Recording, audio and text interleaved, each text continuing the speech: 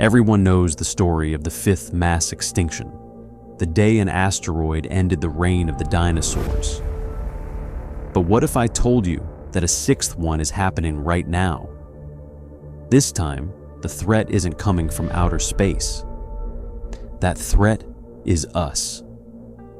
Today, we're looking at what the past can teach us, how the current extinction actually looks, and whether we can still stop it, or if we've already passed the point of no return.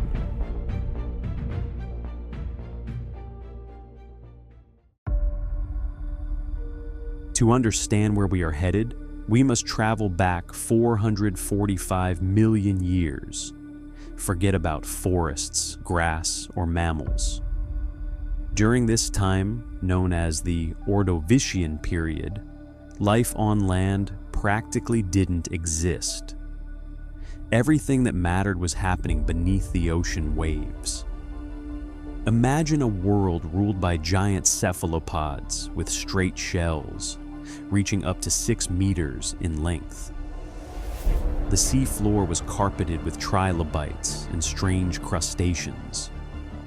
It was a world that looked like it would last forever. But then came something no one expected. The first great game over. What actually happened? Scientists are still debating whether it was the movement of continents or a nearby supernova blast. The result, however, was devastating. A global ice age. Massive amounts of water turned into ice and got trapped at the planet's poles. And here came the first blow.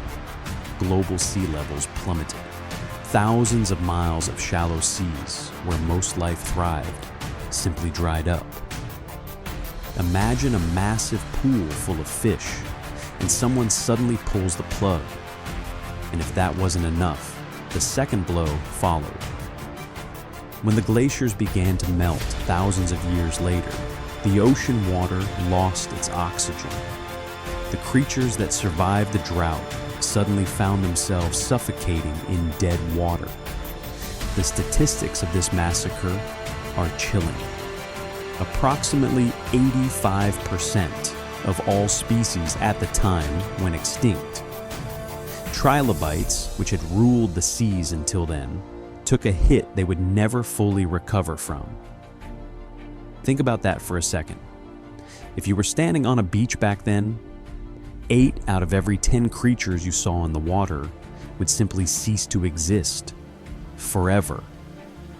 Entire families of organisms that had been building reefs for millions of years before us were gone. But why am I telling you this in relation to today? Because this first extinction teaches us one vital lesson. Life on Earth is extremely sensitive to changes in temperature and ocean chemistry. Back then, it took thousands of years. Today, we are managing to trigger those same changes in a single century. The first extinction wasn't caused by an asteroid or volcanoes. It was caused by climate change. Back then, Earth reset itself and started over. But the question is, if we are triggering a similar process today with our own hands, will we be among the 15% that survive? Or will we just be another fossil that some other intelligence talks about millions of years from now? Roughly 70 million years after the first catastrophe, the second strike arrived. The Devonian was the age of fish, dominated by armored giants like Dunkleosteus, while the first forests began to conquer the land. Paradoxically, it was the expansion of plants that triggered the collapse. The first trees developed deep root systems that broke down rocks, releasing massive amounts of nutrients into the oceans. This process caused widespread eutrophication, an explosion of algae that stripped the water of all oxygen.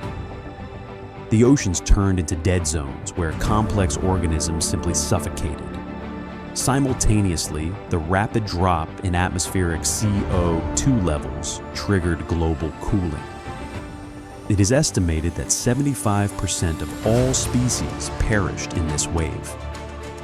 Corals and marine invertebrates that built the ancient reefs were hit the hardest.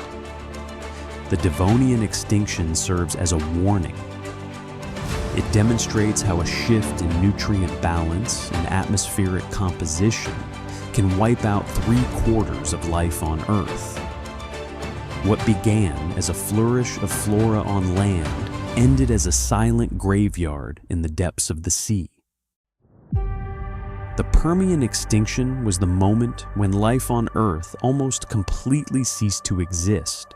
252 million years ago, an apocalypse unfolded, not triggered by an asteroid, but by the planet itself. Massive volcanic eruptions in present-day Siberia lasted for hundreds of thousands of years. Gigantic amounts of carbon dioxide and methane were released into the atmosphere. The greenhouse effect was so intense that ocean temperatures rose to the level of a hot bath. The water lost its oxygen and began producing toxic hydrogen sulfide. The toll was devastating. 96% of marine species and 70% of terrestrial vertebrates vanished forever. It was the only mass extinction that nearly wiped out insects as well. Earth became a wasteland, and it took millions of years for ecosystems to recover. This is the gravest warning for us today. The Permian shows us what happens when greenhouse gas levels spiral out of control. The planet turns into a toxic furnace where only the simplest organisms can survive. The fourth extinction occurred when the supercontinent Pangaea began to tear apart. Massive tectonic shifts opened cracks in the Earth's crust, releasing millions of tons of lava and greenhouse gases. The atmosphere began to overheat uncontrollably. Ocean acidification reached critical levels. Marine life could no longer build shells, and entire ecosystems collapsed. On land, giant crocodile-like reptiles, Pseudosuchia, dominated, successfully competing with the early dinosaurs. However, this catastrophe hit them hardest. Approximately 76% of all species perished. Paradoxically, this extinction was a blessing for dinosaurs. Their main rivals vanished, allowing them to become the undisputed rulers of the planet for the next 135 million years. The Triassic shows us that every catastrophe shifts the hierarchy of power. Old species leave and new ones arrive. But the question remains, in our current extinction, are we the rulers whose time is running out? The fifth mass extinction is a story every child knows, but the reality was far more brutal than the pictures in books. 66 million years ago, a 10-kilometer-wide asteroid struck present-day Mexico. The impact force was 1 billion times greater than the atomic bomb drop on Hiroshima. A global inferno followed, a shockwave, giant tsunamis, and a rain of glowing rocks that ignited forests across the planet. Dust and soot blocked the sun for years. A nuclear winter began. Photosynthesis stopped, plants died, and with them, the entire food chain, at the top of which stood Tyrannosaurus rex. 75% of all species perished. All non-avian dinosaurs, pterosaurs, and marine reptiles vanished.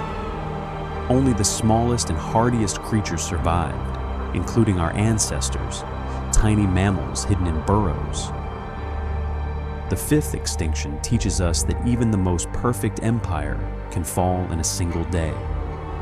Dinosaurs ruled for 165 million years, and all it took was one unexpected strike from space. We have been here for only a fraction of that time. What are our chances against a catastrophe caused not by space, but by ourselves?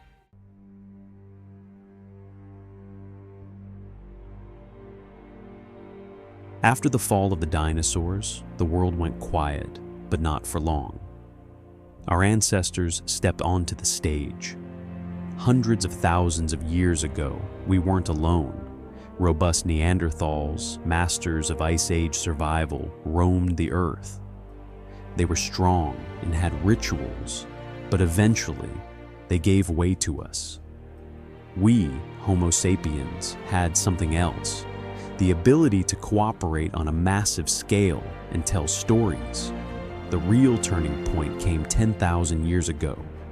We stopped just taking what nature gave us and started reshaping it. Agriculture tied us to the land. Egypt rose with its monumental pyramids, which still stand today as proof of our will to conquer time. Then came antiquity, philosophy, the first laws, and empires that linked continents. Centuries passed, and we understood more and more of the world around us. The Renaissance gave us science. The Industrial Revolution gave us steam and machines. Suddenly, we weren't waiting for a volcano or an asteroid to destroy us. We became the force moving the planet. We built cities that glow from space and connected the world with the internet. But at this very moment of our greatest triumph, we failed to notice that we had started a countdown. Our emissions, our plastic in the oceans, and our hunger for constant growth have brought us to the threshold of something we thought only belonged in history books: the sixth mass extinction.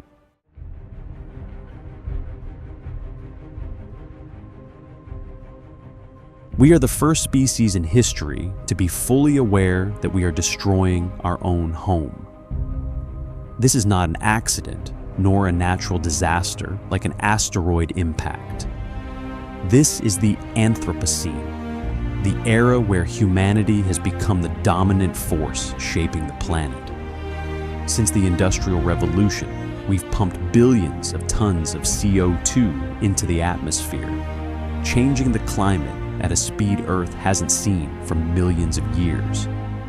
What nature used to take millennia to do, we've managed in less than 2 centuries. Look around. Every single minute, an area of forest the size of dozens of football fields vanishes. Because of our actions, we have already lost legends forever. The dodo, the thylacine, and the northern white rhino, of which only 2 females remain on the entire planet. Today, orangutans, bees, and sea turtles stand on the edge of the abyss, links in a chain without which our world will simply cease to function. Our oceans are choking on plastic, and glaciers in Greenland and Antarctica are melting at a breathtaking pace, losing hundreds of gigatons of ice every year. But this isn't just a statistic, it's a wake-up call. We have the technology, we have the knowledge, and we still have a window of opportunity. The only question is whether we have the will to change our course. If you enjoyed this journey through Earth's history, don't forget to like and subscribe so this message can reach as many people as possible. And please tell me in the comments what you are doing to help save our planet, whether it's recycling, reducing consumption, or spreading awareness. Every single step, even the smallest one, counts in the end. Earth was here for billions of years before us, and it will likely be here long after we are gone. The question is not whether the planet will survive us, but whether we can survive on it. We are guests here, not owners. It's time to start acting like it, so that what we leave behind isn't a wasteland, but a living, breathing world for those who come after us.